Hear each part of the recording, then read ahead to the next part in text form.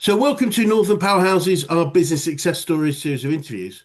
We'll discuss with local business leaders their backgrounds, their successes, their challenges, and what's really driving them forwards. And this morning, I'm delighted to have with us Gavin Tallon of Chapter 8 Solutions. So, firstly, Gavin, if you'd like to introduce yourself, Chapter 8 Solutions, what you do, how you help people, that would be wonderful. Uh, Gavin Tallon, Director at Chapter 8 Solutions Ltd. We're a temporary traffic management company dealing with CAD plans, permits, but in essence, we segregate the sterile area from public to workforce, making sure there's safe zones and safe areas to work in and keeping the public safe. Brilliant.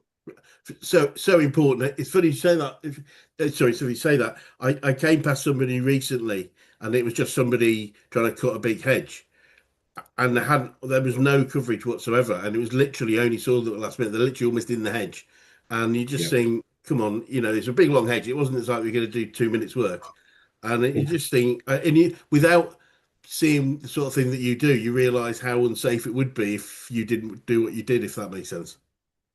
Yeah, I mean, we work with a variety of different industries, from tree cutters to construction sites to events to window cleaners. Oh, right. Basically, yeah, events. Basically, anybody that does anything to do with the road. That's the type of people we work with. Even if it's sort of helping people find their way into an event.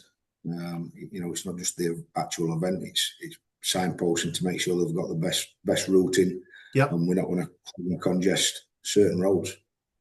Yeah, I live fairly close to where the Great Yorkshire Show is, and that's a whole contraflow system right there going on. It's quite an impressive traffic management solution going on there. Yeah. So yeah, we've done quite a few of them events. Brilliant. So, Gavin, maybe if we start by taking a little bit look backwards a little bit, and you can tell us a bit more about your background, how you got into business, and why this particular one for you. I mean, I worked from shop floor up. I left school with no qualifications or very little qualifications. I was dyslexic, so I got very little help from the education system back then. Not particularly naughty kid, I wasn't in trouble all the time, just struggled a little bit. Struggled to find my way around for a career, and fell into traffic management, to be honest. I didn't even know it existed till I started doing it, which most people don't realise. It's a totally different stream to a construction site or a utility site. They all think they're part and parcel, but we're really not. And progressed through that, various qualifications. I think a lot of people don't realise that, there's a lot of us that are qualified engineers in traffic management. There's an actual engineering qualification for traffic management, taking into account canvassing road, deviations. So it's more complicated than everyone realises. And that's what grasped me, to be honest. It were an education programme that suited me because it were mainly hands-on rather than reading from a book. There is some reading in the book, don't get me wrong. We have the red book, the pink book, Chapter 8, TSRGD, so there's quite a few volumes of literature that we have to read. But I mean, at the end of the day, our biggest book that we work to is Highway Code. Right. I dare bet anybody you ask that's been passed, quite a few years. When last time they read an update on Highway Code, and it's very rare anyone does. So yeah, there's a lot of acts that we have to adhere to. It's very strict in what we can and can't do, and how we work. So yeah, that sort of grasped me, and I worked my way up. So that, again, a lot of people don't realise there's different disciplines as well. So there's what we call 12 A, B, C, and D. A's sort of your long-term high-speed motorway works that are on for longer than 24 hours. Type B sort of less than 24 hours in good weather. So visibility plays a part in that, whether that can go ahead or not. Okay. Yeah. 12C, which is what we call mobile works, which can only be conducted with vehicles, and all the signs are mounted. Okay. Yeah. 12D is sort of your urban stuff that most people are used to, traffic lights and road closures and things like that. I suppose a lot of people don't realise that what we don't have is the power to redirect. Now, the power to redirect is using your hand signals. Okay. Yeah.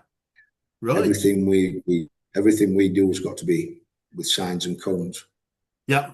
Got you. We can't Yeah. wave someone through. We're not supposed to do anything like that. Yeah. So that powers that belongs to the police, fire brigade, and ATOs. And for a short period of time, I believe the volunteers at the Olympics had it, but as soon as the Olympics stopped, that power was taken back away from Fascinating.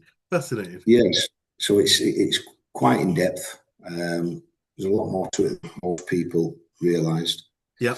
The reason I got into this business, my business partner Paul Cunliffe, he was quite poorly at the time, and we were having a conversation about something else, another part of business. And he said, "Oh, I'm sort of struggling to take this any further." And what he was struggling with was sort of compliance, supply chain paperwork. Yeah. And plus, he was quite poorly with cancer. I hope he don't mind me saying that, because he was a poorly man at the time. He's over that now, and he's coming on from strength to strength. Really? He's nearly back to his normal self. Really? So that's it went from there, really, and we've grown and grown. We're still growing. We're not a massive company in terms of the traffic management industry, but we know a lot of them. It's quite a niche market. Yeah. And we know quite a lot of business owners and managers and things from bigger companies and smaller companies. Yeah. But we are getting there. We've took us time. We've put a plan out. It's quite strategic in how we're conducting this business. And I suppose we have same problems that everybody else does. Cash flow, operational, resource, vehicles, equipment, we peaks and troughs in workflow. Yes. And yeah, it's challenging, but it's different every day. There's a new problem to solve every day. Yeah. And I guess if we didn't like it, we won't do it. So we must be kind of sadistic like that. Absolutely. I think, we were touching on it before we started the interview. Problems are often a function of a successfully growing business. It's if you don't like problems, it's probably not a best place to be in many ways. And I believe, that the rate of problem is related to rate of growth. So it's almost like, and it certainly helped me embrace the fact that, oh, great, okay, it's a problem. That's a good thing. It doesn't feel great in the moment. Totally get that. If middle of the night trying to fix something, but it is a function of growth. And whether it's from the problems or successes, Gavin, what would you say the biggest things you've learned about growing a successful business?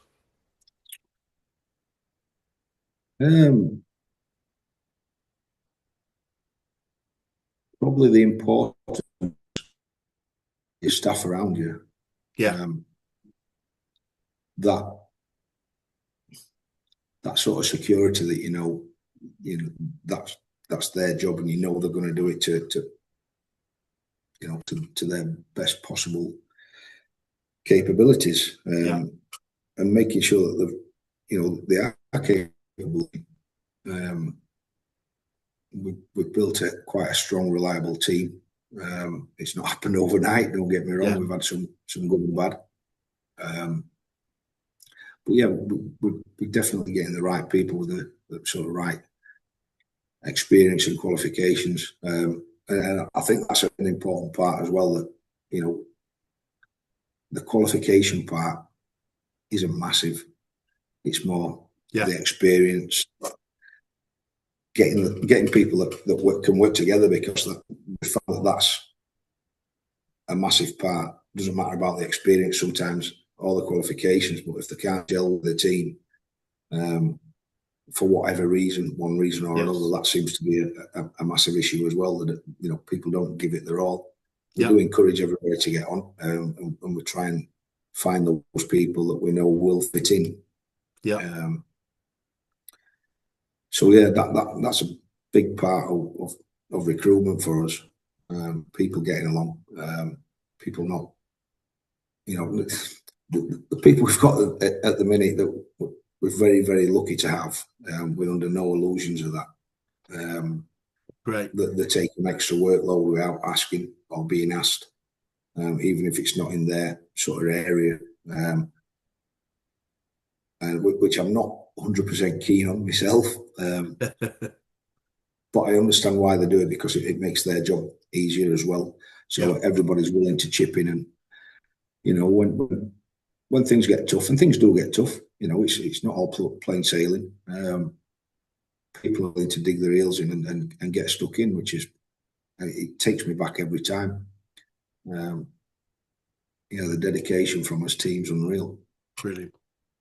Brilliant. And Gavin, I think you're aware we're a business coaching organisation. I'm just keen to know who the best coaches you've worked with, whether that's business or sport or life in general. Who's had the biggest impact on you?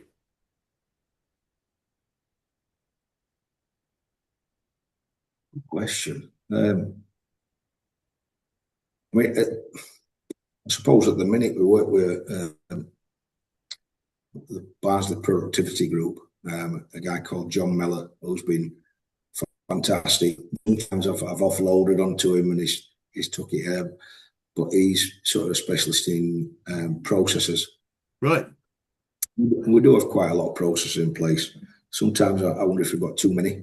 Look at some things and I think that's a process for a process. Do we actually need it?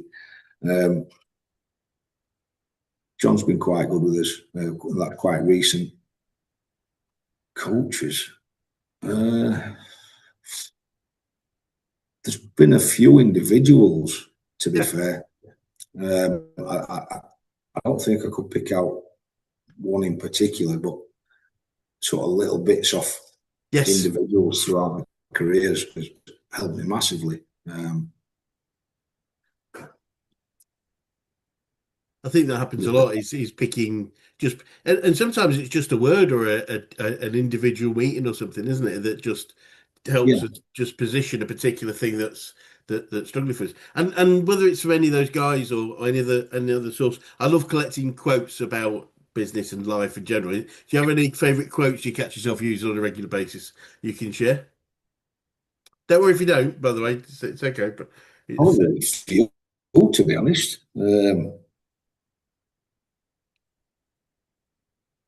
I do use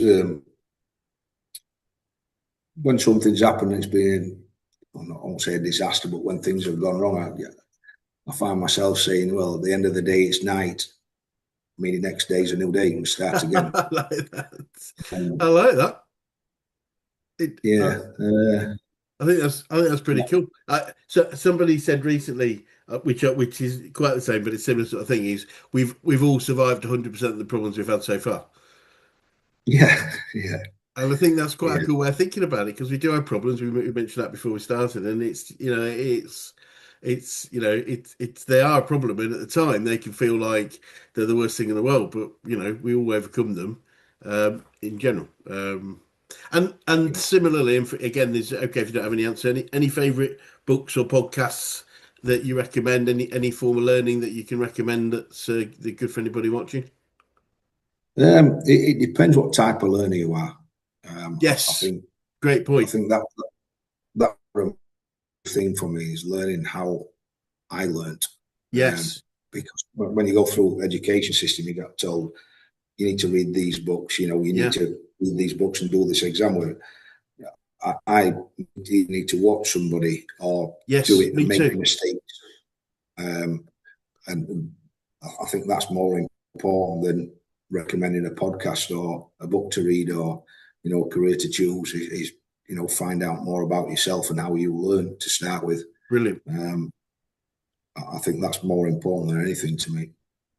I think you're absolutely bang on, and obviously you mentioned earlier that you were dyslexic, so any form of, as you say, any form of reading is going to be a challenge. But I'm quite similar for different reasons, but I much prefer to be involved in something. So go to an event, listen to a speaker, do a workshop, than read a book or listen to an audio or whatever it would be. So it's a really good point, and I'd agree with you 100%. Find out the best forms of learning because then we can maximise the learning capability our Yeah, learning capability by doing that. And on the learning front, what would you say you've learned about yourself throughout your journey so far, Gavin? more resilient than I think. Brilliant. Um, I can lose my temper quite quickly, say things that I don't mean, sit back, think about it, and come out with a completely different outcome. Calm down. So sometimes I just need to walk away and have a think. Yeah, Um,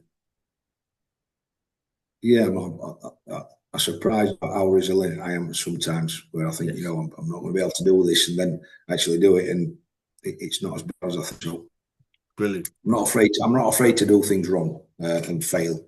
I think Yes, that's a fair comment. I thrive on failure, yeah, just as long as I learn.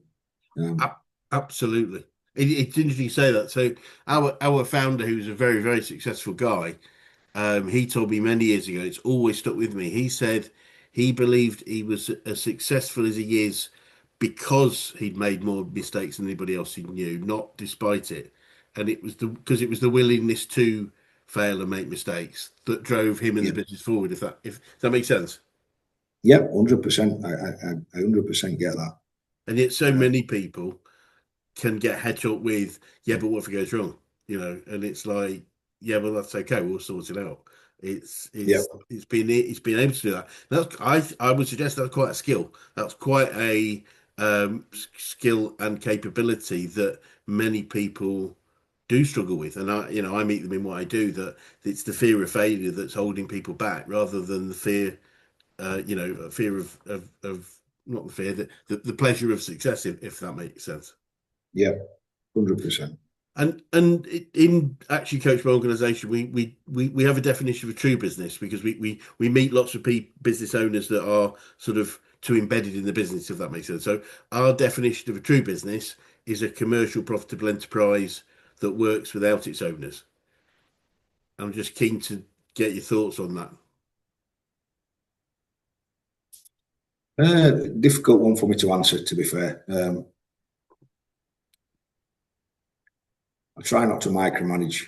I don't think I do micromanage because people can get on with the jobs. Yeah, We're still having conversations. Do you need help with anything? Do you need me to do anything? Is there anything you're struggling with? Is there anything we need to change process wise? We'll have them conversations. I don't think I'm 100% there yet where I could sort of shut down for a year and let everybody run it. I don't think we're quite there yet. Um, I hope we can get there. Um, or me and Paul can sort of take more of a step back. yeah, I'm quite confident we will get there at some point, um, but I don't think we're quite there yet. no, And I'm still not sure how we get there. yes, Um, I think we've got the right people in place. yeah, Um, we've got. Okay, I can't emphasise how good I believe in my yeah, team, um, brilliant. and how well they work for us. That's great to hear. Yeah, I think there's, it's a big part of what we do, and there is a process, there's a roadmap, if you like, that we've developed, but also it is a change of mindset, and I think that can be the biggest challenge for people is the idea that if there's something, if there is a problem or something urgent, important to do, our job is to find the right people to do it rather than do it ourselves. That's a very Yeah, it's a different mindset. It's quite a difficult one to develop over time. We find not with everybody, but with some people, and for lots of good reasons, i.e., having a very strong work ethic, i.e., if there's a problem to do, I'm going to get my head down and get stuck in and try and fix it, is a good thing up to a point. But when our job is growing the business, it isn't always the best thing because we can get diverted into the detail rather than the overview, if that works. Yeah, yeah, and it's realizing what people's strengths are. Well, like I said, I go back to me to the team we've got here. That they talk to each other and rely on each other as well as the individual performances. And if one can't do it, they'll know the other who can. Yeah, Um, great. just to help out. So it's even though they've got their individual job roles, they are quite multi-skilled and they do multitask. Um, Great. yeah, Brilliant. time for So reflection, isn't it? Really? it really is, isn't it? I can see you having a good think about stuff, which is great, which is great. And so a bit more reflection then, looking forward then, Gavin, what does the future look like for you guys, and what challenges do you think you might face, if any? Um,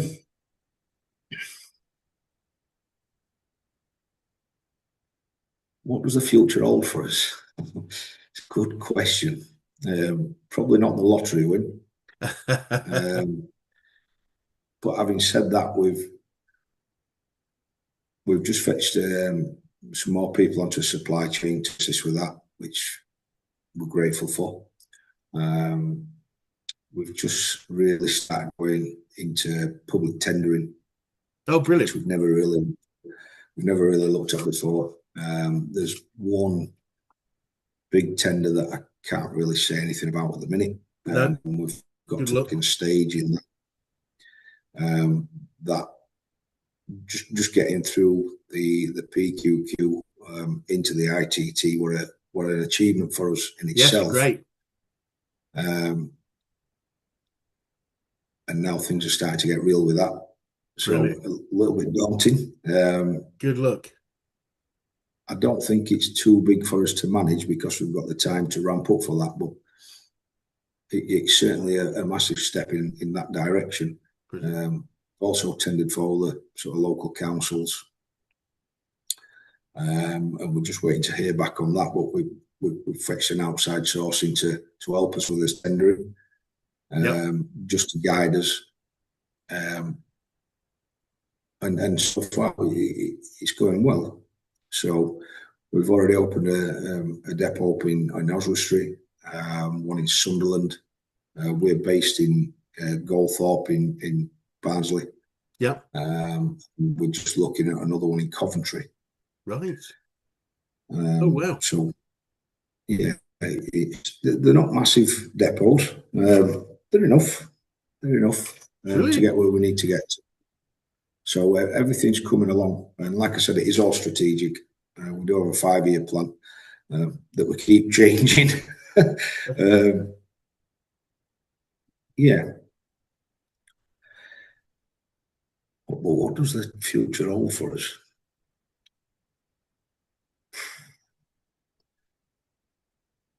Just keep going as we're going. As long as we manage that growth and don't grow too far too soon, Yep. I think that's a big danger for us. And if we are going to have a growth spurt that we're prepared for it, which we Yeah. are doing now. Um, If it helps at all, I think I hear a lot of people talk about growing, not growing too fast, and use examples or because they've seen other people do so. Normally, in most cases, and I'm not saying it's every case, and it's because they don't have the fundamentals in place to manage that work. So if you focused on systems, process, building a great team, there's no reason you can't grow at whatever speed you need to grow at.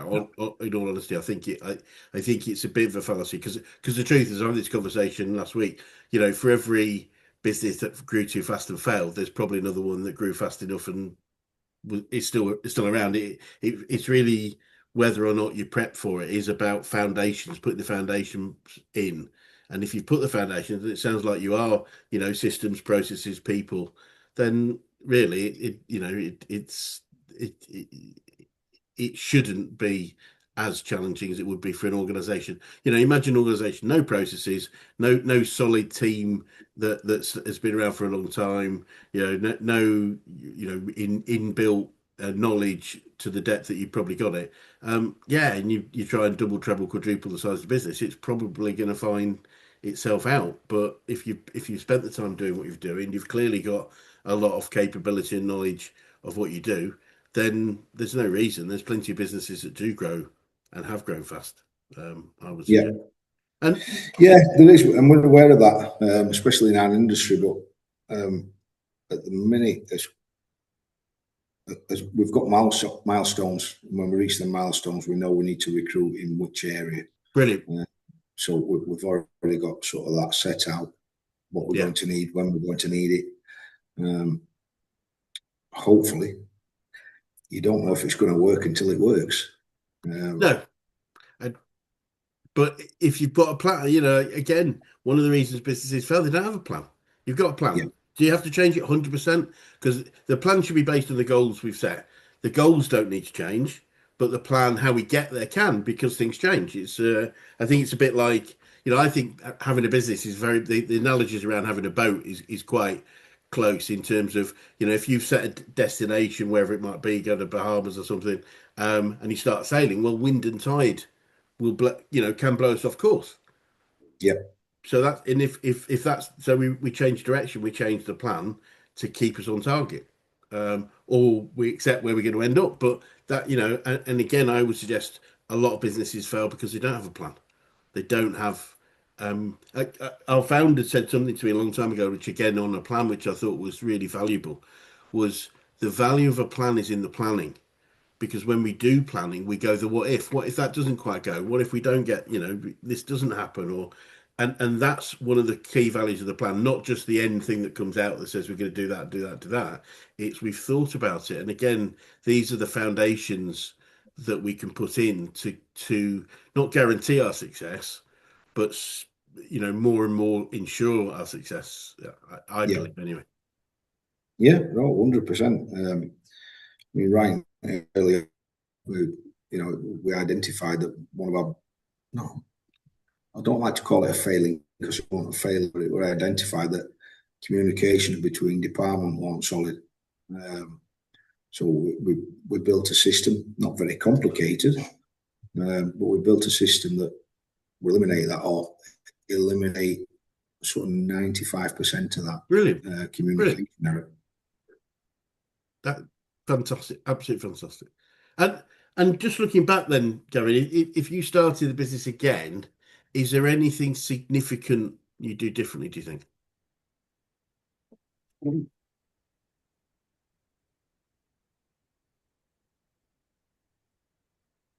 Um,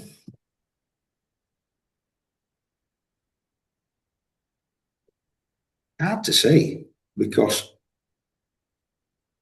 fixing one problem sometimes creates another. Uh, And if we don't, the systems we've got in place now, if we'd have put that in place when we first started, that'd have created problems with cash flow. It'd have also created problems with the back office moving too quickly. Um,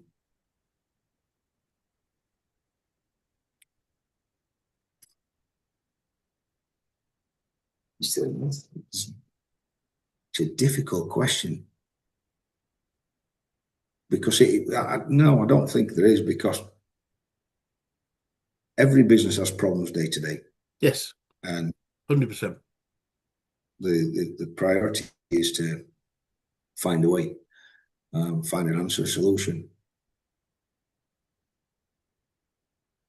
And if we'd have changed anything in the early days, would it have been the right time to do it? Would the company have been ready as a structure to do it?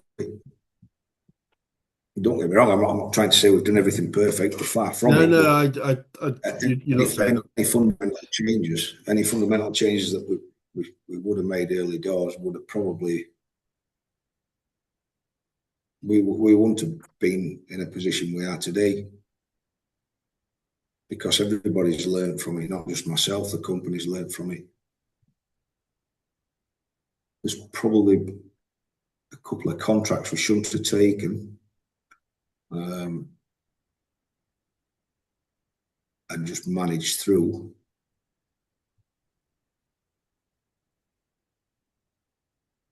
If anything, I'd probably say be a bit more selective of his clients. We seem Very to have sound some good advice. clients, It, it, but if it helps, somebody asked me this. Somebody who I was interviewing, they said, "Well, what do you think?" And I said, I said the same as you. I said, probably not, because it's the whole sliding door effect, isn't it? If we'd have made a different decision, maybe we wouldn't be. We're here right now because of all the decisions we made and actions we've taken over time. And if yeah, this is sort of on the right track, then if we'd have made a different decision, maybe something would be different. We wouldn't be here. So it's. I don't think so. But a great learning there, I know, and I think it's worth highlighting, is it's so easy in the early days. And again, it is not a bad decision at the time, but it is a good learning that not every client is a great client. And but at the start, we always used to joke in my business, a great client at the start was anyone with a this is obviously aging me, a pulse and a checkbook. It was like that. You'd take anything because you needed it, and there's nothing wrong in that at that point. But the quicker we learn that we can serve certain types of client better than others, then the more we become successful, and they get better service, because it's that if yeah, they want, whatever that might be. But it's a really interesting point. I think it's, yeah, if where you are is good, not to say it's perfect, but good, then then probably all the decisions you made in the timeline were the right for the time. Um, yeah, exactly. and so, final question: what would be the best advice you could give an 18-year-old you if you could go back in time and do that, Kevin?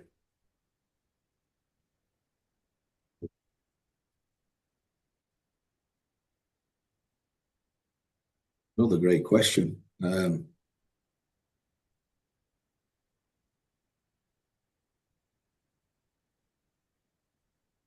I'll go back to learning. Realize that not all learning's out of the textbook. Yeah. There's different ways to learn. Don't think I'd give any career advice because I worked in that many different industries. I took little bits of knowledge and skill from each industry, Yes. from logistics to warehouse packing.